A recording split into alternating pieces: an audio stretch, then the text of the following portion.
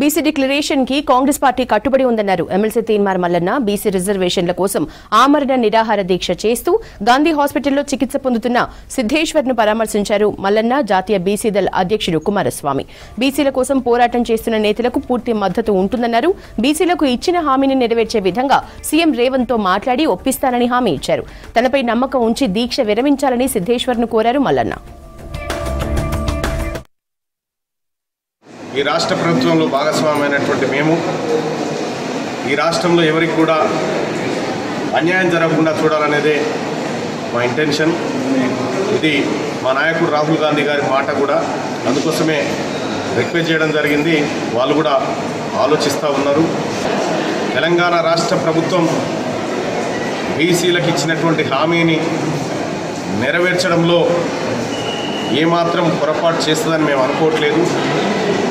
ఒకవేళ పొరపాటు చేస్తే పరిణామాలు వేరే విధంగా ఉండేటువంటి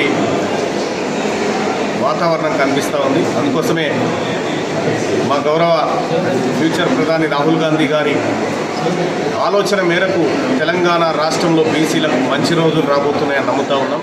ముఖ్యంగా కామారెడ్డి డిక్లరేషన్ సందర్భంగా ఆ రోజు స్థానిక సంస్థల ఎలక్షన్లో 42% రిజర్వేషన్లు పెంచుతామనే అజెండా 1, అలాగే కులగణన చేసిన తర్వాతే స్థానిక సంస్థల ఎన్నికలు వెళ్లాలనే ప్రధాన అజెండాగా ఈరోజు అమర నిరాదీక్ష చేస్తున్న వారిని పరామర్శించడం జరిగింది.